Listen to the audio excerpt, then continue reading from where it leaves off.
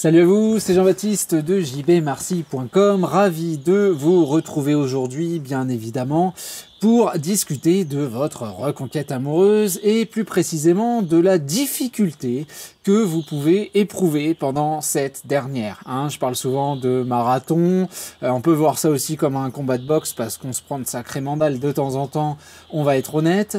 Il y a ce principe donc fondateur d'un certain degré d'injustice, d'incertitude. On sait donc qu'on va en chier, pour être poli, voilà.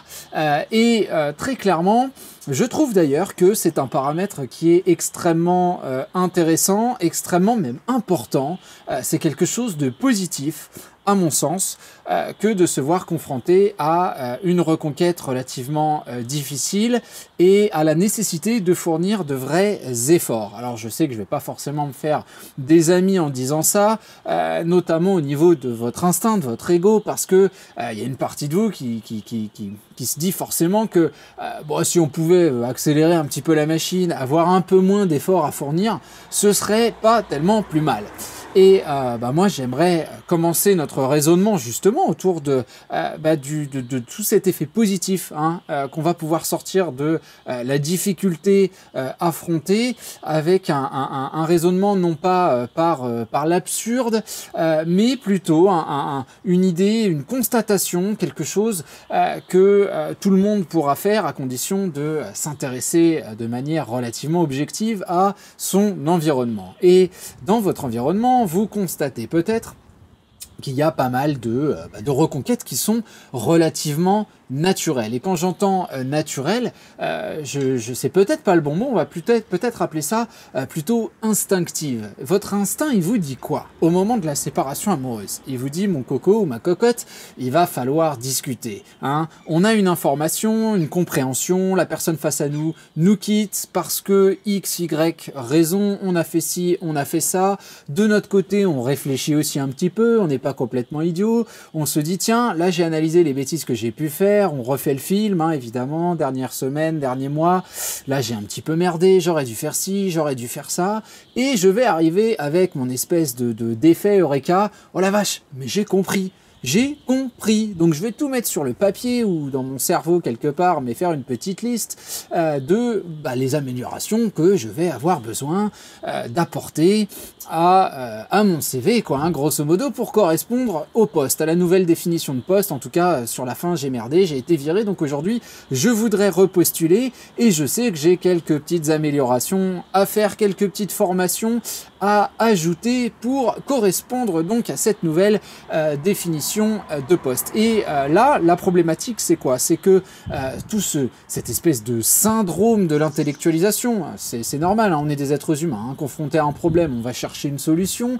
Cette solution-là va passer la plupart du temps par une promesse, par un espèce de fixe, par quelque chose de très rapide, de très superficiel, de très peu profond, et c'est là finalement que le problème va apparaître, parce que si vous voyez beaucoup de reconquêtes amoureuses instinctives donc se produire autour de vous, vous savez aussi souvent que les couples qui vont se remettre ensemble ont une grande chance de refinir dans le mur. Moi c'est quelque chose que je vois très souvent, des gens qui viennent me solliciter et puis qui me disent, tu sais, on a déjà eu 2, 3, 4, 5 ruptures en tant d'années de vie commune, mais à chaque fois on arrivait à repartir. La question c'est, est-ce que vous arriviez vraiment à repartir, ou est-ce qu'on était tout simplement dans une espèce de négociation, dans un contrat moral, dans une satisfaction qui est pas forcément réelle, mais qui est plutôt un espèce d'idée qu'on se contente finalement de la relation qu'on a, alors qu'il y a un mal qui est rongé, les poutres sont pourries, les fondations sont pourries, mais nous on va simplement changer le parquet qui est au-dessus. Alors ça peut tenir un petit moment, et puis le problème c'est qu'au fur et à mesure, si les fondations sont pourries, le parquet puis toute la baraque risque de s'écrouler. Et ça c'est bien souvent quelque chose qu'on voit, c'est quelque chose dont j'ai fait l'expérience d'abord naturellement, je vous l'ai déjà dit et je vous le répéterai, non pas que ça vous rassure, mais parce que c'est vrai et que je trouve ça extrêmement intéressant de s'appuyer sur non seulement une expertise qui est d'un côté intellectuel, mais aussi et surtout de terrain. Et le côté empirique, c'est quand même le fait que ma compagne, quand elle part avec son ex, c'est notamment grâce ou à cause, je sais pas. Alors moi aujourd'hui, je m'en frotte les mains, mais à ce moment-là, c'est des beaux discours, hein, c'est des belles promesses, des beaux SMS, j'ai compris, t'inquiète pas, etc., etc., etc. Et je vois déjà les gens dans l'opposition qui vont se dire mais c'est complètement contraire à ce que tu nous dis, JB, donc en fait ça peut marcher. Ouais, ça peut marcher, bien évidemment que ta super lettre magnifique où tu dis que tu aimes, que t'as compris, que t'as pris conscience, que tu vas faire, que blabla, ouais, ça peut marcher, ça peut toucher la personne que t'as face à toi. Super, génial, ça peut la faire pleurer et te donner une chance. La question c'est qu'est-ce que tu vas faire de la chance que tu obtiens à ce moment-là? Parce que si tu reviens dans un couple et que dans ce couple-là, on est déjà placé sous l'angle d'une espèce de contrainte finalement, si au quotidien, on est dans l'idée qu'on doit faire un effort pour rester dans cette nouvelle définition de poste, dans la promesse qu'on a émise, on va galérer si les changements sont pas réels. Si on a juste été dans le blabla, dans la promesse, bien évidemment qu'on va jamais réussir à vivre en accord avec ces idées. Il y a quand même tout plein de choses qui paraissent naturelles et qu'on comprend pas lorsqu'on est dans cette promesse-là. D'ailleurs, inversons un petit peu les rôles. Mettons que vous partiez et puis votre ex vous rattrape et vous dit non mais je comprends, on va prendre un point de détail, une bêtise. Un des reproches que vous faites à la personne que vous avez face à vous, c'est qu'elle sort trop et que du coup vous vous sentez délaissé, vous trouvez que c'est pas cool, on pourrait organiser des choses ensemble, etc., etc., etc. Très bien. La personne revient, vous dit mais t'inquiète pas, mon chéri, ma chérie, j'ai compris, je vais faire les efforts, je te jure, je vais plus sortir, il y a pas de souci, etc., etc., etc. Bon, vous dites allez, ok, je te laisse une deuxième chance. C'est super, on se remet ensemble. Et puis, les 2 premières semaines, les 3 premières semaines, ça se passe bien, les 2 premiers mois, les 3 premiers mois peut-être aussi. Et puis, au bout d'un moment, quand tous les vendredis, la personne que vous avez face à vous, son téléphone sonne, et puis qu'on lui envoie des messages, alors, qu'est-ce que tu fais? Pourquoi tu nous rejoins pas? Etc., etc., et que vous la voyez dans le canapé, oh la vache, on a envie de sortir, hein. Mais on a promis que, je pense pas que la vie de ce couple-là, l'entente à ce moment-là soit super top. On n'a pas réglé le problème en profondeur, on n'a pas créé d'évolution psychologique, on n'a rien fait finalement pour raplanir les choses, si ce n'est une promesse, et on va sentir d'un côté, de votre côté à vous, on va se sentir en position castratrice, quoi. On va avoir l'impression que la personne elle fait les choses pour nous, mais que c'est pas du tout naturel, que finalement c'est parce qu'on est le grand méchant loup. Et puis de l'autre côté, on va pas forcément vous considérer comme les grands méchants loups, mais on va se dire bon voilà, je sors pas, je fais cet effort là, etc., etc. On est déjà dans une logique de coercition, on est dans un effort qui est pas quelque chose de naturel, versus ce qu'on conçoit nous comme étant la reconquête amoureuse, c'est-à-dire tout ce qui va s'éloigner des stratégies, des silences radio pour créer du manque, des longues lettres, enfin voilà, du fait d'aller parler avec les parents, avec la tante, l'oncle, les collègues ou je ne sais quoi, pour essayer d'influencer tout ça de manière extrêmement intellectuelle et avec beaucoup de verbal. L'idée de changer personnellement, c'est aussi pour ne plus pouvoir, dans votre relation future, arriver dans les mêmes cadres, dans les mêmes problématiques, et si jamais on arrive dans les mêmes problématiques, à pas du tout les gérer de la même manière. Et moi, c'est quelque chose que je vois aujourd'hui dans mon quotidien. Évidemment que pendant ma rupture, ça allait très très mal, que j'étais focalisé surtout au début sur la personne que j'aimais toujours. Et puis tout cela a évolué. Et aujourd'hui, je veux dire, dans notre relation, vous y méprenez pas, hein. C'est pas parce que je suis face à la caméra que je suis l'homme parfait à la maison, pas du tout. Évidemment, on se prend la tête. Et puis en plus, j'ai envie de dire que l'exemple type de situation au cours desquelles on va se rentrer dedans, enfin en tout cas la raison principale, c'est quand même nos enfants. Oh mon Dieu, je vais passer pour un père indigne. Mais l'idée, c'est quand même que avec des enfants en bas âge, là à l'heure où je vous parle, ils ont 4 et bientôt 2 ans, papa et maman ils dorment pas beaucoup, hein. Ça c'est clair que voilà, ma fille elle fait toujours pas ses nuits, elle a 2 ans, donc pratiquement tous les soirs. Hier c'était à 5h30 du matin, avant-hier à 2h30, on est réveillé, du coup tu te réveilles, t'as des valises jusque là, t'en peux plus, t'es mort, il y en a un qui doit bosser, l'autre qui doit s'occuper des enfants toute la journée.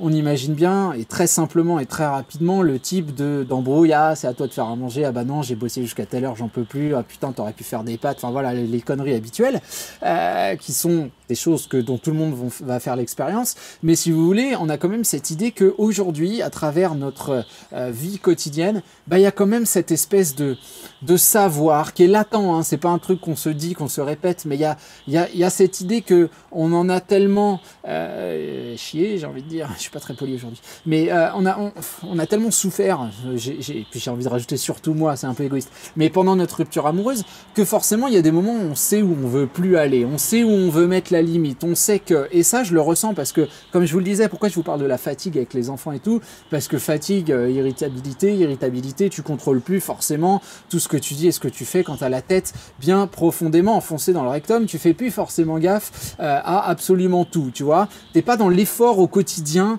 de dire il faut travailler sur mon couple et tout, tu te lèves, comme je te disais, t'as dormi 3 heures, t'en peux plus, donc il y a un moment, voilà, ça va être naturel, mais il y a quand même cette prise de conscience à un moment où dans nos engueulades, dans ce genre de choses, on va arrondir les angles. Moi je sais qu'il y a des idées qui ont évolué, qui ont changé, et alors j'ai travaillé dessus, pas forcément au quotidien comme un forgeron, mais je sais qu'il y a des choses que j'ai changées avant. Alors est-ce que j'étais une tête d'idiot, je sais pas, mais m'excuser, c'était pas trop mon fort, hein. J'estimais que si on se prend la tête, de base, si on n'est pas d'accord, c'est que j'ai raison, hein, normal, et si j'ai raison et que t'es pas content, t'as deux solutions, soit tu viens t'excuser, soit tu vas te faire cuire un œuf et puis tu me diras si t'aimes bien le goût. Enfin voilà, l'idée c'est vraiment chacun son délire, quoi, dans ce cas-là, de faire voie à part, chemin à part. J'étais vraiment très tranché comme ça. Maintenant, je le suis beaucoup moins, et encore moins, évidemment, avec ma compagne.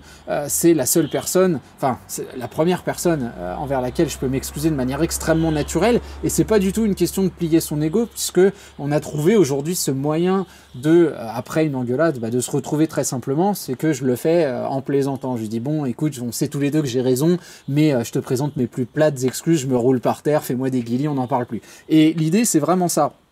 C'est qu'aujourd'hui, il y a entre nous ce savoir, cette connaissance de la douleur qu'on a vécue, qui nous permet d'apprécier le couple sans avoir à se le dire tous les jours, mais où, moi, en tout cas, c'est quelque chose que je ressens vraiment dans les moments difficiles. C'est là qu'on sent que le changement a été vraiment le plus payant. En tout cas, moi, de mon côté, c'est vraiment comme ça que je ressens les choses. On n'a vraiment pas envie de repartir sur des critères de difficulté où l'ego emporte tout, etc., etc. Donc oui, que la rupture amoureuse soit quelque chose de relativement long en termes de timing et en termes d'effort, moi je trouve ça excessivement important, intéressant, parce que personnellement j'aurais jamais créé l'entreprise qui me permet d'être face à vous aujourd'hui, j'aurais jamais eu toutes ces prises de conscience, cette douleur-là. Nous on veut en faire une boule d'énergie. Donc aller dans la recherche du quick fix, quoi, du truc vraiment qui va vous permettre d'aller vite, qui va vous permettre par une stratégie de véritablement faire bouger l'autre. Moi, j'ai vraiment du mal avec cette réalité. Oui, on peut avoir l'impression d'être dans la stagnation, on peut avoir l'impression de beaucoup de choses, on peut même se faire envoyer chier, mais il y a quand même cette idée que le travail de fond, il est fait sur nous et que ça a un apport excessivement important, intéressant. Et c'est un petit peu le problème avec beaucoup d'idées qui nous sont proposées à droite et à gauche, où finalement vous êtes que le vecteur d'une idée préconçue, vous envoyez une flèche et on vous assure que vous allez toucher le milieu de la cible.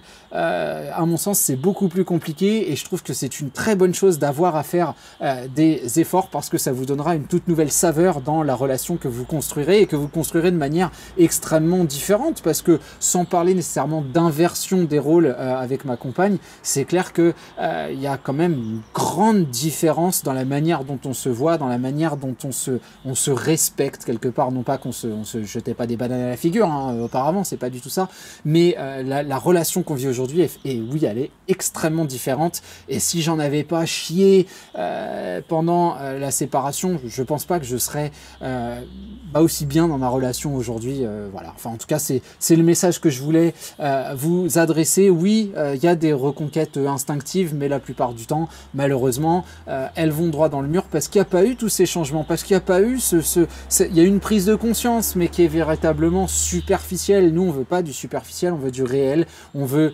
aussi que l'évolution soit psychologique, et pour faire marcher la psychologie, cette prise de conscience qui est donc profonde, et on se doute bien que c'est pas en 2 semaines. Ah ouais, chérie, t'inquiète pas, je vais faire.